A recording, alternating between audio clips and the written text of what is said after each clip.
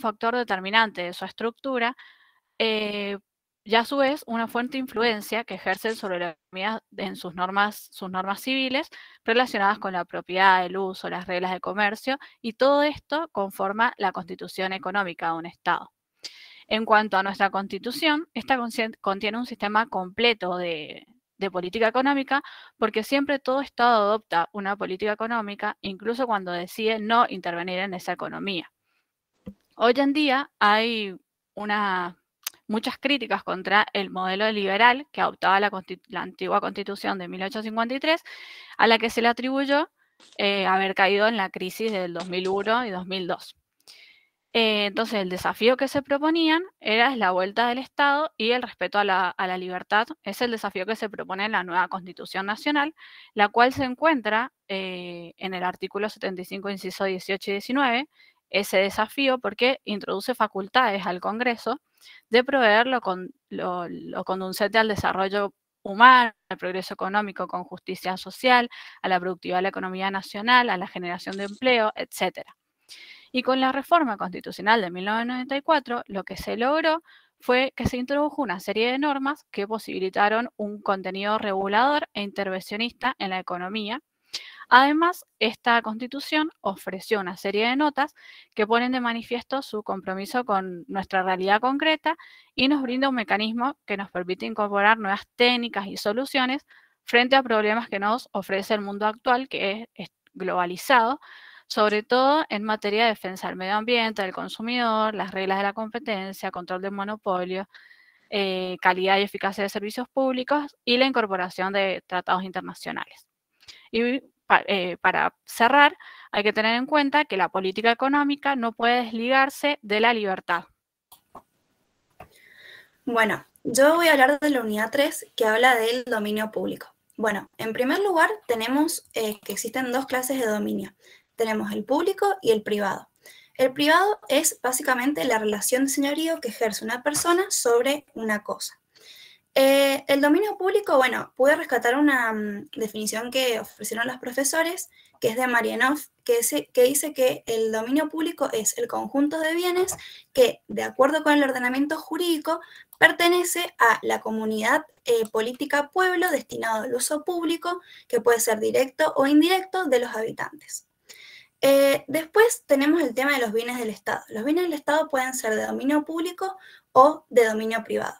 Respecto al dominio público del Estado, tiene ciertos elementos subjetivos que hacen referencia a quién puede ser titular, los objetivos que hacen referencia a qué puede ser, o sea, está vinculado a las cosas o a los bienes que pueden integrar el dominio público. El finalista, que tiene que ver con la pregunta ¿para qué? O sea, la finalidad o el destino que, a los que están sujetos estos bienes. Y el normativo es básicamente el régimen jurídico que se le va a aplicar a estas cosas o bienes del dominio público. Entonces, como conclusión podemos decir que en razón del titular de dominio puede ser la nación, las provincias, los municipios o las entidades autárquicas. En razón de el origen o la formación puede ser natural o artificial. Según su materialidad puede ser cosas u objetos materiales, bienes, derechos o objetos inmateriales. En razón de la composición material pueden ser terrestres, hídricos, aéreos o mixtos, y en razón de la jurisdicción aplicable pueden ser nacionales, provinciales o municipales. Respecto a los caracteres del dominio público, bueno, somos los que conocemos, que son inajenables, inalienables e imprescriptibles. Inalienables, inembargables e imprescriptibles. Y, bueno, las personas tienen su uso y goce sujeto a las disposiciones generales y locales, que es lo que plantea el artículo 237 del Código Civil y Comercial. Bueno, y el otro tema que se habló en la unidad 3 es el uso común del dominio público y el uso especial. Cuando hablamos del uso común del dominio público, tiene que ver con aquel que va a ejercer el pueblo colectivamente en forma anónima e impersonal. Por ejemplo, transitar por la calle. Los caracteres que tiene es que es libre, igualitario y sin límite de tiempo. ¿Qué quiere decir? Bueno, que no está, que es libre, tiene que ver con que no está sujeto a ningún tipo de permiso, que sea igualitario es que es para todos igual, o sea, se ofrece para todos. Respecto al límite del tiempo, es que siempre va a estar a disposición del individuo. Respecto al uso especial, tiene que ver con la manera, es aquel que se va a ejercer de manera individual por una persona, importando una reserva concreta por parte de una parte del dominio público a esa persona. Respecto a los caracteres, bueno, es reglado, es oneroso, es personal y es limitado. Y dentro del uso especial tenemos dos tipos de clases. El permiso de uso, que es un acto administrativo en donde la administración pública lo que hace es otorgar a un particular un uso especial del dominio público. Y después tenemos la concesión de uso, que es igual a la anterior, solamente que se va a referir a una actividad económica que tiene una gran importancia, tanto económica como social. Bueno, respecto a cómo se van a extinguir estos dos, bueno, el permiso de uso se puede extinguir por revocación, por vencimiento del plazo, por caducidad, por renuncia, por muerte, y el de concesión de uso se va a poder extinguir por caducidad también, por expiración, por revocación, por renuncia, entre otras opciones. Eso sería de la unidad 3, más o menos lo que se dio, digamos, de dominio público. Perfecto, Jimé. Muchas gracias, Rocío, Jimena. Bueno, espectacular. Las dos, bueno, igual que sus compañeras, también tono de voz muy, muy lindo, muy pausado, ni rápido ni lento, muy armonioso. Por ahí destaco Rocío, también muy leído, y se nota por ahí como el apego, digamos, a la pantalla de la lectura.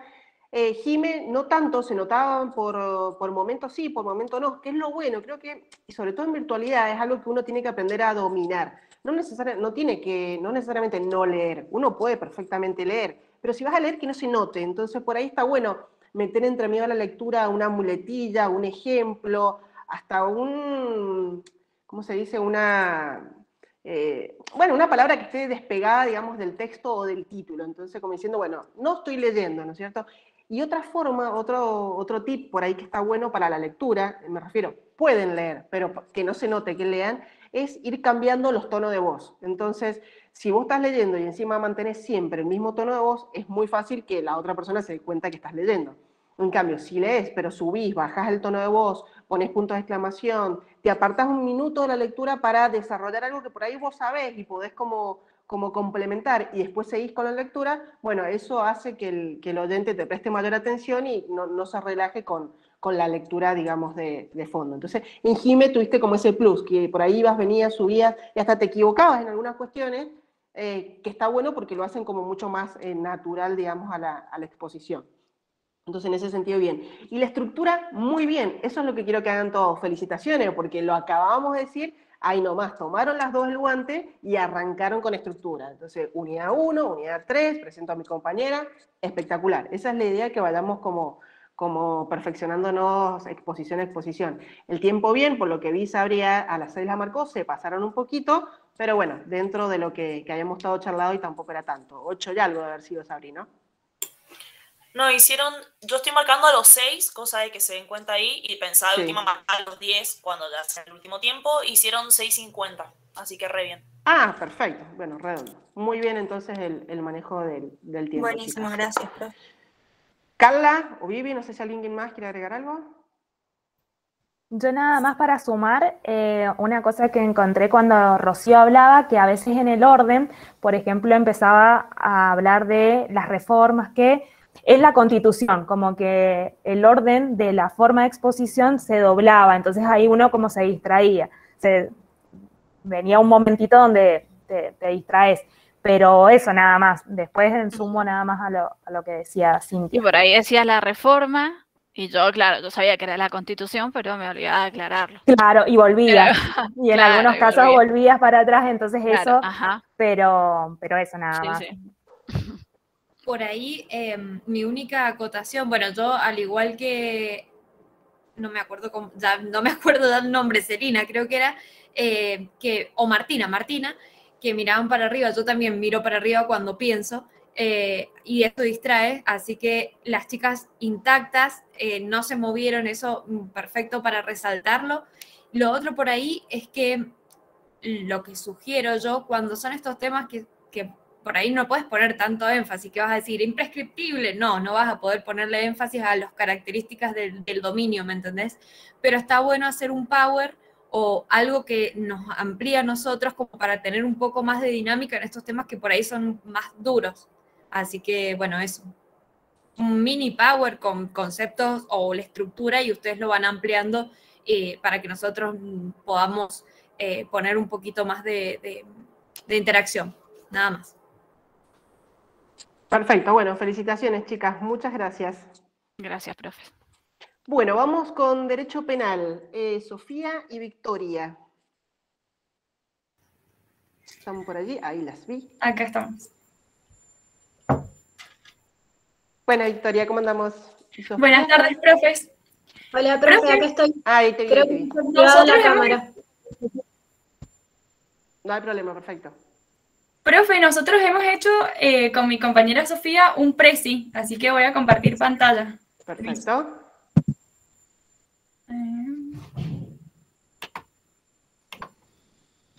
Fíjate si podés o hay que habilitarte, no sé. Ahí díganme si está compartiendo. Supuestamente está compartiendo. Dice que se ve. Ahí se ve. Sí, perfecto. Bueno, buenísimo. Bueno, buenas tardes. Nosotros vamos a hablar del derecho procesal penal. Específicamente vamos a hablar en una primera etapa, como parte introductoria, de un esquema de las diferentes etapas, y luego nos vamos a centrar en la primera, que es en la IPP. Este proceso penal consta de diferentes etapas, como bien dije. Primero tenemos la investigación penal preparatoria, que es la IPP. Luego vamos a encontrar en otro momento lo que es la etapa de clausura de la IPP, que esta etapa la vamos a ubicar dentro de lo que es entre la etapa de la investigación penal preparatoria y lo que es el juicio. El gráfico está hecho de esta manera, específicamente con 2 flechas, porque hay algunos códigos de procedimiento que ubican a esta etapa con una aplicación compartida. ¿Qué quiere decir esto? Que hay ciertos actos que se van a cumplir en la etapa del juicio y hay otros que se van a cumplir en la etapa de la investigación penal preparatoria.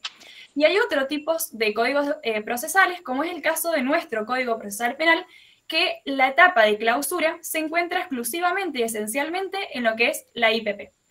En el caso nuestro se encuentra justo al momento de la finalización. Pero ¿por qué le hemos hecho 2 flechas específicamente? Justo por el hecho de que hay que razonarla como una zona de vínculo, este nexo de unión entre las 2 etapas. Luego, en el esquema, vamos a ver que está muy resaltado la etapa del juicio. ¿Pero por qué está resaltado? Justamente no por la mayor fracción de tiempo que podría llegar a abarcar, sino por la importancia, por la relevancia que tiene el juicio en el debido proceso.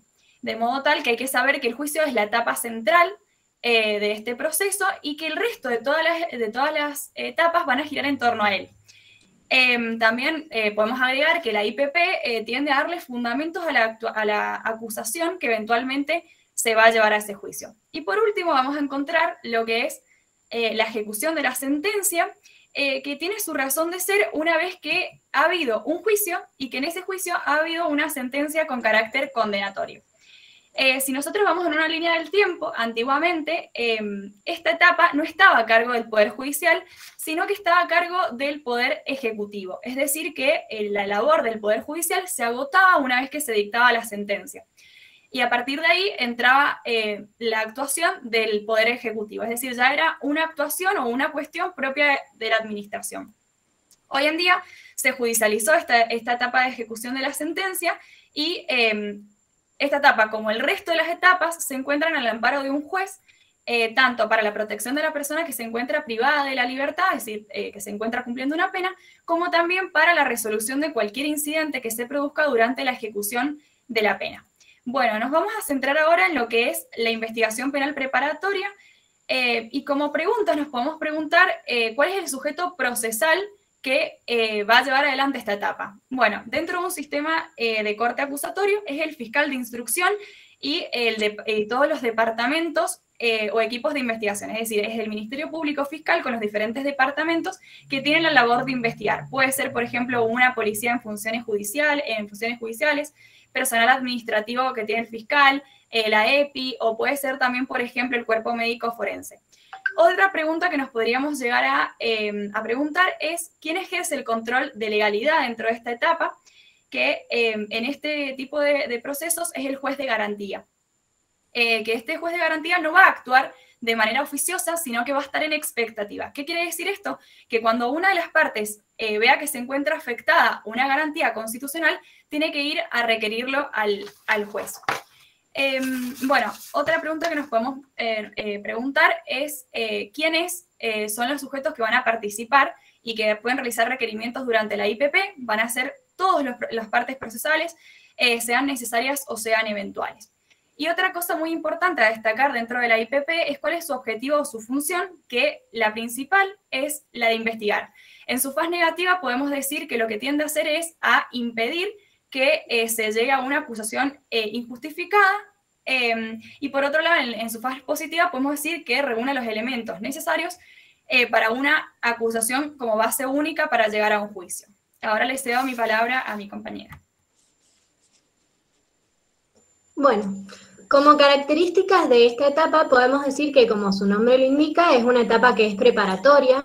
Preparatoria en el sentido de que es la encargada de reunir todos los elementos de convencimiento que sean necesarios para la toma de decisiones, es decir, decisiones que van a repercutir en el avance o en el retroceso del proceso. A su vez podemos decir que esta etapa es dinámica en el sentido de que va evolucionando, los estados de convencimiento se van a ir superando o no, en base a que el fiscal vaya aumentando su cabal de conocimiento o no, y permanentemente se van a estar tomando decisiones, es decir que esta etapa está en constante cambio. A su vez podemos decir que es ampliamente controlada, principalmente porque todos los actos van a estar sujetos a un marco normativo de actuación, y además va a estar sujeto al control de legalidad por parte de los jueces de garantía y también sujeto al control de las partes respecto de ciertos actos. Por ejemplo, los actos irreproducibles están sujetos al control de las partes en esta etapa. A su vez podemos decir que es una etapa que es pública pero con ciertas limitaciones. Actualmente se entiende que el secreto, digamos, de la causa tiene una característica del sistema inquisitivo. Es por eso que el fiscal va a tener la posibilidad de mantener en reserva determinados actos procesales, pero no la causa completa. Otra característica es la falta de control de las evidencias. Si bien esta es la regla, hay ciertos actos donde las partes van a tener la posibilidad de controlar ciertos actos, por ejemplo, los actos irreproducibles o aquellos actos que por su naturaleza admitan la posibilidad de un control temprano. A su vez, esta etapa es desformalizada, no en el sentido de arbitrario, ni que se encuentre sujeto a reglas, sino en el sentido de que debemos abandonar todos aquellos formalismos que son inconducentes, que son innecesarios, y que no contribuyen, digamos, al debido proceso. A su vez, otra característica es la objetividad. Esto va a hacer que el fiscal tenga en miras varias hipótesis y que vaya descartando aquellas que carezcan de sustento, y lo mismo para la otra parte. Y por último, podemos decir que otra característica es la esencialidad del equilibrio de fuerzas, en el sentido de que ambas partes deben tener igualdad de posibilidad de producir las pruebas, de participar, de ser valorados. Eso en cuanto a las características. Y en cuanto a algunas alternativas que presenta esta etapa, es que, o sea, en esta etapa es el momento en el cual las partes pueden solicitar criterios de oportunidad, pueden solicitar la suspensión del juicio a prueba, entre otros recursos. Y en cuanto a la etapa de clausura, podemos decir que ¿cuándo queda clausurada la investigación? Bueno, frente a la falta de oposición por parte de alguna de las dos partes, esta etapa queda clausurada mediante un decreto fiscal. Y bueno, así termina nuestra presentación. Ahí dejo de compartir. Perfecto, muchas gracias. Sí, ustedes avisen cuando terminan, si no, uno se queda ahí por la duda, falta algo. Bueno, muchas gracias por su atención, hasta acá llegamos. Es como un Claro. cierre. Bueno, muy bien, chicas, muy bien. Bueno, muy bien, muy rápido, me sorprendió lo rápido que agarraron el guante de la Viviana. Cualquiera hubiera creído que estaban perfectamente planeadas o se habían puesto de acuerdo. Pero bueno, excelente. Fíjense qué seguridad y qué atención le da a uno que lo escucha el tener una imagen, digamos, algo más visual. Hace como prestar más atención al menos a la imagen. Y por otro lado, les da mayor seguridad a ustedes mismas. O sea, es increíble cómo ustedes no se notaba que leían, no estaban apegadas a una lectura, ni siquiera a la lectura del PowerPoint, sino que simplemente, o del Prezi, sino que simplemente les servía como guía y ustedes podían hablar libremente. Entonces, es como una doble, para ustedes una seguridad y para el oyente, digamos, un apoyo visual muy enriquecedor. Así que en ese sentido, la felicito por el recurso, muy bien utilizado.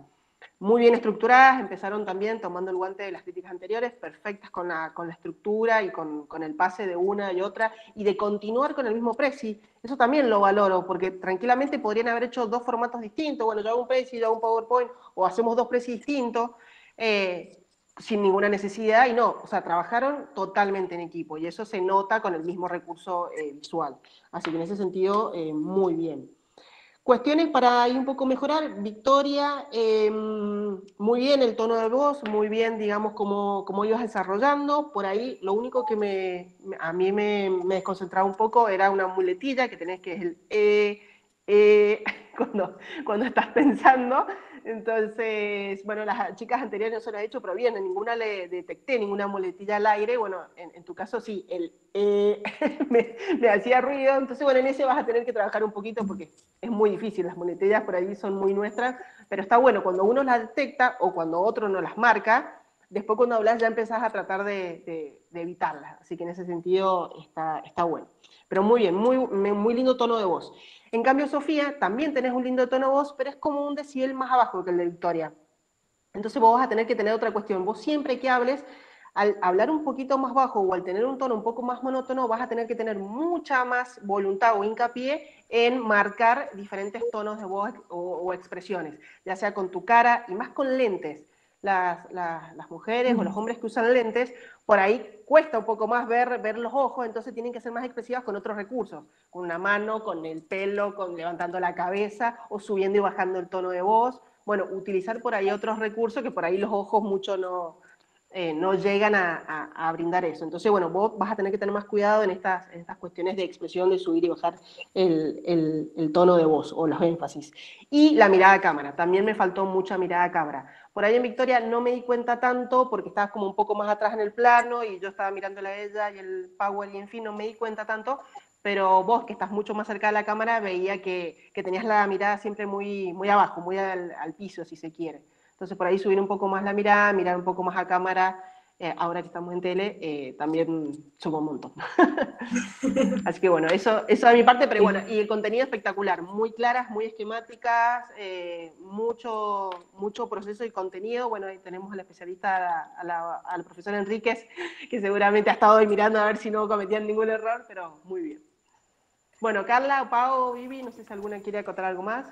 Sí, yo de la presentación quería hablarles, me gustó muchísimo esto de que utilizaron una presentación pero no la llenaron de contenido, sino que el contenido que tenía eran imágenes, eran preguntas, algo que nos llamaba la atención y como que nos hacía tener la mirada ahí, no sabía yo si mirar, si ver la presentación porque estaba muy linda, muy bien armada. Recomendaciones, vieron que abajo aparecía todo el tiempo un cartelito que decía ocultar y utilizar, ampliar la presentación, porque en algunas partes se tapaba, ese cartelito tapaba la imagen o la presentación. Entonces, y sacarle eso que dice ocultar para que nosotros solo veamos la presentación. Después de Victoria me encantó esto de que cuando hablaba comparaba, principalmente en la etapa de ejecución de sentencia, eso que hacía la comparación, cómo era antes, cómo es ahora, la explicación de algunos temas, decían, bueno, esto quiere decir, o es decir, cuando está detenido. La ejemplificación, fueron 3 cosas que me gustaron mucho, comparación, explicación y ejemplificación. Respecto de Sofía, me pasó esto al final, de que pensé en un momento que había finalizado la presentación, entonces me quedé bien, y continuaste, como que hubo una pausa muy larga que tal vez antes no era como todo. Y cuando terminaste nos quedamos todos esperando como que seguía. Entonces nada más eso, marcar los momentos. Pero después, bueno, muy claras las dos, muy lindo el tono de voz y bueno. Sí.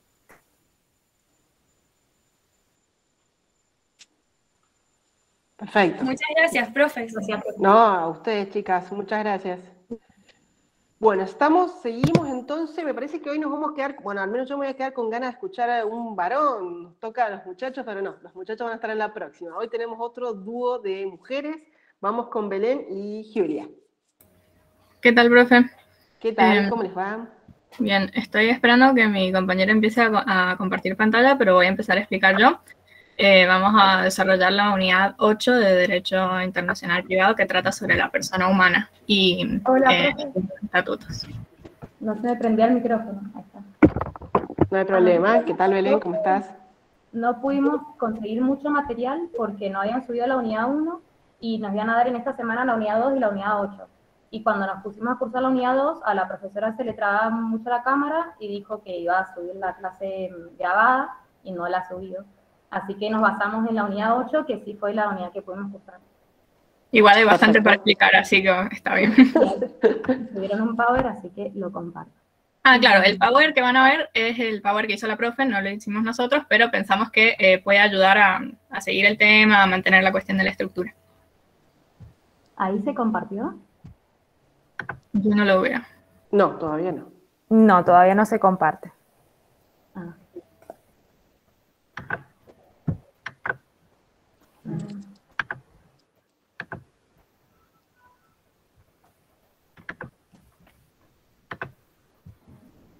Ahí está. Sí, ahí se está presentando. Bien, bueno, entonces, como dije, vamos a estudiar sobre la persona humana y cómo el derecho internacional privado regula ciertos estatutos de la persona humana. Para ello debemos hablar primero de qué es lo que es el estatuto personal. El estatuto personal son las relaciones internacionales vinculadas a la persona, ya sea en su carácter individual, como por ejemplo de su capacidad, su domicilio, etcétera, como también en su estado de familia y en las cuestiones de sus sucesiones. Hay dos grandes sistemas para determinar qué ley va a regir respecto al estatuto personal: el sistema de la nacionalidad y el del domicilio. El de la nacionalidad dice básicamente que el país de nacionalidad de la persona es cuya ley se va a tomar para regir todas estas cuestiones, su capacidad, su domicilio, su nombre, etc. No importa dónde la persona se encuentre, dónde tenga su domicilio, sino solo su nacionalidad. Y este es el que se aplica en la Europa continental y generalmente en los países de emigración. En cambio, el sistema de domicilio se aplica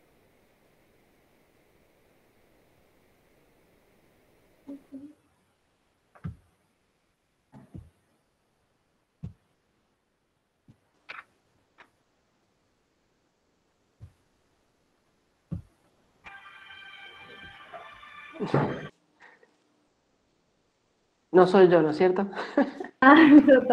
No soy yo tampoco. Se le ha trabado. Sí, se le trabó el audio a Julia.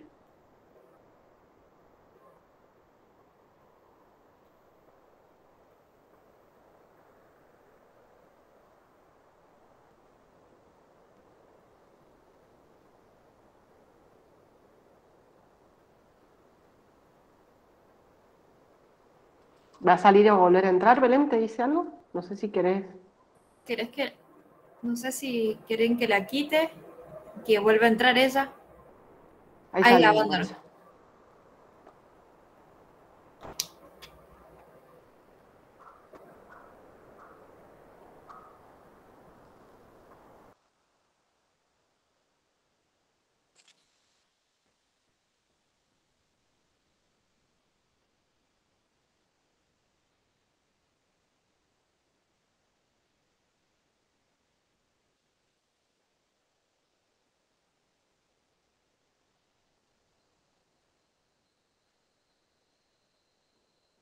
Belén, ¿vos nos escuchás bien?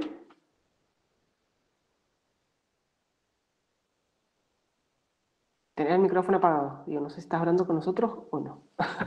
Ahí está. Ahora sí. Y ahí me habló Julia que sí, que ahí se le había cortado internet, que volvió y que ahora se está ingresando. Ah, perfecto.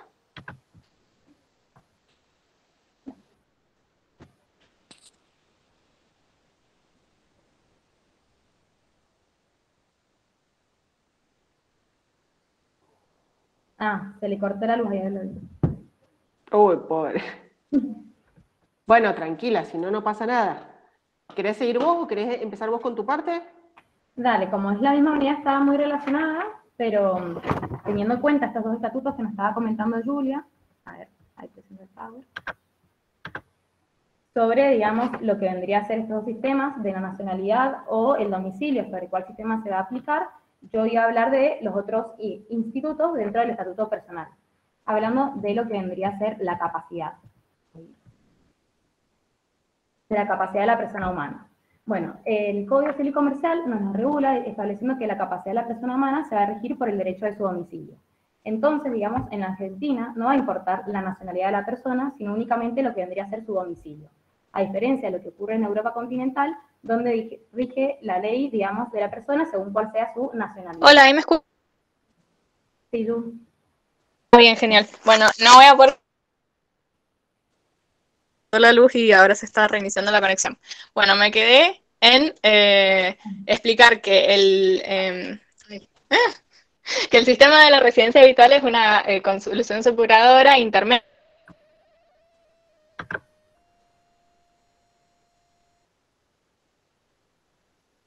¿Cómo regula civil y comercial? Para entender esto, primero es necesario entender cómo se...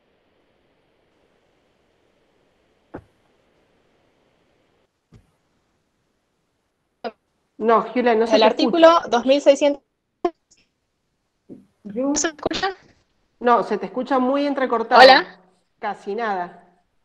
Uf. No, se te escucha muy entrecortada. Mira, tranquila, no te vuelvas loca porque esto son cosas que pasan, obviamente, y no vas a seguir luchando ahí contra la conectividad. Entonces, si querés dejar, Belén había empezado con su parte, que termine ella su parte, y después la próxima, si querés, acotás algo vos, ahí sin el PowerPoint. Pero esperemos un ratito a ver que termine Belén y a ver si a vos se te estabiliza un poco la conexión, ¿querés? Bueno. Bien, entonces estamos hablando de este instituto que es la capacidad de la persona humana.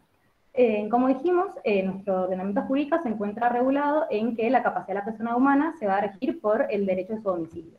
Entonces, digamos, ¿qué sucede si esa persona cambia de domicilio? El cambio de domicilio de la persona humana no va a afectar su capacidad, una vez que ésta ya sea adquirida. Entonces, digamos, acá se aplica lo que vendría a ser el principio de la irrevocabilidad de la capacidad adquirida. A modo de ejemplo, si yo residía en un país donde la capacidad plena se adquiere a los 16 años y tengo 17 años, por lo tanto, digamos, ya adquirí esa capacidad. Y luego, por ejemplo, me modifico mi domicilio a Argentina, donde la capacidad se adquiere a los 18 años. En ese supuesto, no voy a pasar a ser incapaz, sino que ya adquirí esa capacidad y no se va a revocar. Pero digamos que no funciona del mismo modo a la inversa. Es decir, si yo tengo 20 años y vivo en un país donde la mayoría de edad es a los 21, es decir, soy incapaz, y luego cambio de domicilio a Argentina, no me voy a mantener como incapaz, sino que voy a adquirir esa capacidad. Luego, digamos, vamos a ver lo que vendría a ser el supuesto, digamos, de que una persona incapaz, según el derecho de su domicilio, va a celebrar un acto jurídico en otro país, siendo capaz, según la ley del lugar de celebración. Entonces, ¿qué sucede en ese supuesto? Bueno, esta persona incapaz no va a poder invocar su incapacidad para poder solicitar la invalidez del acto, excepto que la otra parte haya conocido o debido conocer esa incapacidad.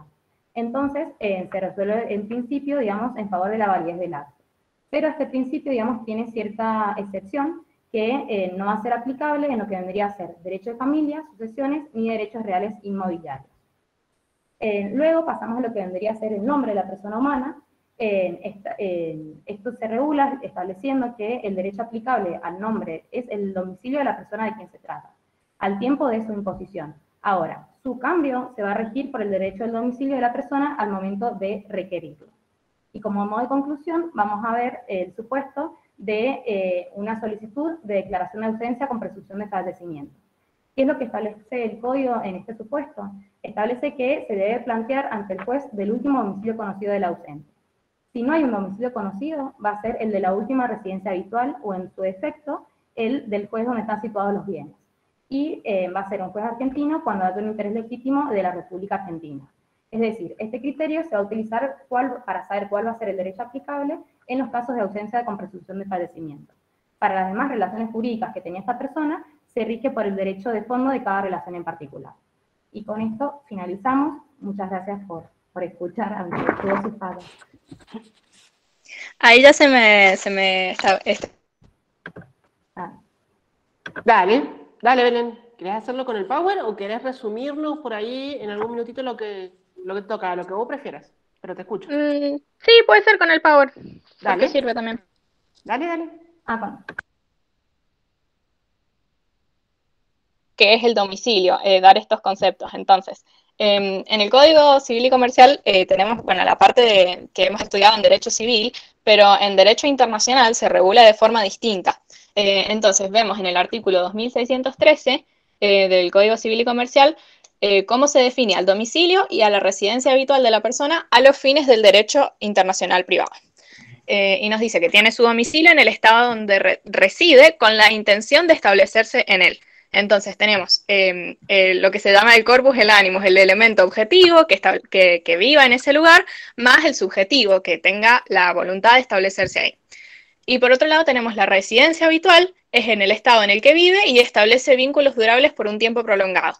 Acá solamente tenemos el elemento objetivo, es decir, solamente que viva en ese lugar y además que tenga vínculos por un tiempo prolongado, pero nada más. No es necesario el elemento subjetivo, ya que si lo tiene, ahí vendría a ser domicilio. El domicilio viene siendo un concepto jurídico y normativo y se aprueba mediante la registración generalmente, mientras que la residencia habitual es un concepto más que nada sociológico. Con respecto al domicilio, tiene que ser único, no puede una persona tener más de un domicilio, y además, si es desconocido, se considera que va a ser su domicilio el lugar de su residencia habitual, o en su defecto, el de su simple residencia, que viene siendo donde se encuentra, pero ahí no es necesario que hayan vínculos durables por un tiempo prolongado, sino solamente donde se encuentra. Bien, ahora, con respecto al domicilio de los menores de edad, el principio general es que lo tienen donde se domicilian sus...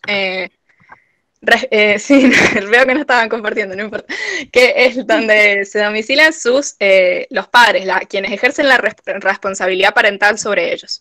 Ahora, ¿qué pasa si hay varias personas que ejercen la responsabilidad parental y se encuentran en distintos lugares? Ahí se va a tomar como domicilio del menor donde éste se encuentre, donde tenga su residencia habitual y donde tenga su centro de vida. La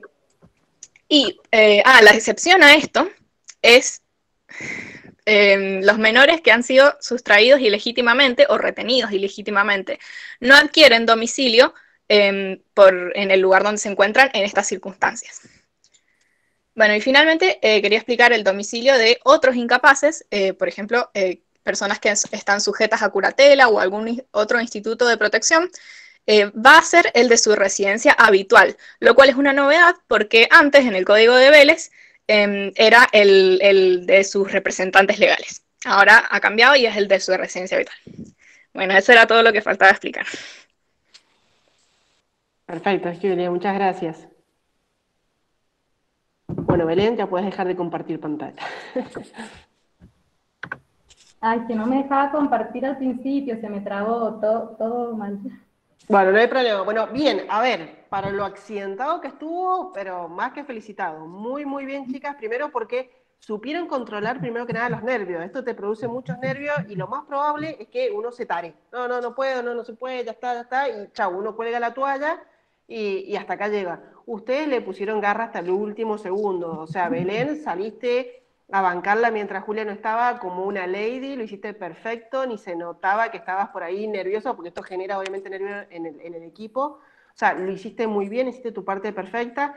Julia, pero intentaste volver a toda costa todo el tiempo, y a pesar de que volvías y se interrumpía, la última vez volviste y lo dijiste todo perfecto. Bueno, las súper valoro y admiro por eso, porque sinceramente hay que tener garra y ser responsable de querer cumplir con los objetivos y sobre todo con una clase prese a estas circunstancias que nos pueden pasar a todos. Así que en ese sentido, más que felicitado, porque así hay que actuar, digo, me refiero, no es que uno se tira la toalla y bueno, no, hay que seguir, hay que intentarlo, hay que amigarse con los problemas de la tecnología y ver cómo se resuelven, porque esto le pasa a cualquiera. Naturalizarlo, como hicieron ustedes, lo naturalizaron, bueno, se puede, se vuelve, no, se corta la luz, vuelvo. Perfecto, así que en ese sentido, con lo caótico que puede ser, si lo hubiéramos querido planear no nos sale, estas cuestiones de la tecnología, ustedes lo sobrellevaron muy bien, así que la súper felicito. Bueno, y después un poquito así en cuanto a la exposición, las dos bien, obviamente nerviosas, obviamente con todo lo que esto implica, y lo mismo que decíamos, fíjense el tema de mirar un poco a cámara. Cuando vos usas un Power que no es tuyo, también cuesta, porque no es lo mismo cuando uno lo hace, que viene con un hilo conductor, a cuando uno agarra un Power que ha hecho otro. A mí me pasó un montón de veces que por ahí para ganar tiempo tengo un Power que capaz que lo hice yo, pero lo hice hace 1000 años y lo agarro para una clase 4 años después y al final no es lo mismo, ¿viste? Porque no te acordás cuál era la idea, cuál era el objeto, por qué esa palabra estaba allá, por qué ese color estaba allá. Entonces te apegás al Power y lees, porque no lo hiciste vos. Entonces, bueno, eso por ahí se nota. Entonces, bueno, hay que tener cuidado. Si uno agarra un Power de otro, masticarlo de forma tal que te permita hacer lo suyo de alguna manera. Ponerle aunque sea un plus para que vos lo puedas hacer tuyo y tener cierta naturalidad si se quiere. Así que, pero en ese sentido, las felicito. Muchas gracias, profe. Gracias, profe. Carla, no sé si... Sí, nada más, o sea, decir esto de que, bueno, que reconocieron que no era su Power, eso es muy importante, el reconocer también el derecho de autor, eso es sumamente importante, y más cuando es de tecnología, que se está grabando, que puede llegar a manos, digamos, de la profe y ver y decir, oh, ¿qué pasó? Bueno, muy bien esto de reconocer que es de otra persona y que ustedes lo han tomado para dar una clase. Después esto de que pudieron salir adelante, a pesar de que en el caso de Julia, cuando no tenía el Power, que a veces uno se prepara todo teniendo en cuenta que va a tener el Power, el estar preparado para salir adelante cuando las cosas no pueden funcionar de la manera que uno quiere, que en este caso puede ser no tengo la presentación que me guía en mi exposición, así que en eso muy bien. Después, Julia, tal vez, bueno, en los nervios, todo, ibas un poquito rápida y en algunos casos las palabras se mezclaban y no se entendía bien lo que querías decir. Y después de Belén, me gustó mucho esto también, que estoy diciendo siempre de ejemplificar, de explicar cuando vos te estás refiriendo a algo. Así que muy bien, a pesar de toda la situación que tuvieron que vivir. Bueno, excelente, felicitaciones. Los 4 equipos que les tocó, las 4 duplas que les tocó arrancar con esta exposición, que no era fácil, también en poco tiempo, con unidades que, bueno, yo sé, todavía no se han terminado o empezado a desarrollar en algunas aulas y con esta bimodalidad de lo virtual de lo sincrónico, lo asincrónico, por ahí cuesta tener un orden. Todas buscaron el material, encontraron el material, le dieron contenido, un contenido claro, un contenido ordenado. Creo que todos nos llevamos un par de tipos de conocimientos nuevos de cada una de las materias que son sumamente interesantes y que es un poco la idea de ir recorriendo este camino de este segundo semestre todos juntos. Y bueno, yo espero que les hayan servido estos pequeños tips que les damos con las profes. La idea también es tener algún tipo de ejercicio, ya que no nos podemos ver, de un ejercicio de oratoria, de redacción, de escucha, de simplemente de hablar, que bueno, va a ser una de sus principales habilidades, de hablar, de argumentar, de defender el día de mañana. Así que bueno, espero que les haya servido y que, bueno, la idea es mantenerlo obviamente en el tiempo con todas las otras recuperaciones de contenido. Así que bueno, sí, para los próximos vayan aprovechando todas estas. Sí. Sí, yo también, bueno, felicitarlas a las chicas, obviamente, situación de estrés. Lo único, a mí me pasó una vez también, que no me acuerdo qué había pasado con una compañera, no era una época virtual, pero mi compañera también exponía antes, entonces no podíamos seguir. ¿Qué nos recomendaron a nosotros? Igual que la misma recomendación que voy a hacer yo ahora, siempre saber un poquito de qué está hablando el compañero. Entonces, si pasa cualquier percance, bueno, como decía mi compañera que no ha podido terminar, estamos hablando del domicilio y no arrancar de una porque por ahí uno está medio descolocado en cuanto a eso. Pero obviamente se entiende y los nervios y todo, la electricidad, así que nada, solamente ese tip para saberlo. Perfecto, y gracias. Bueno, eso es todo por hoy. Hemos llegado hasta acá. Nos vemos en la próxima clase sincrónica. Cualquier duda, ya saben, estamos ahí en el aula virtual o en el grupo de WhatsApp. Les mando un abrazo grande y buena tarde. Adiós, que estén Buenas bien. tardes. Adiós. Chao, profe. Chao, chicas. Chao, chao.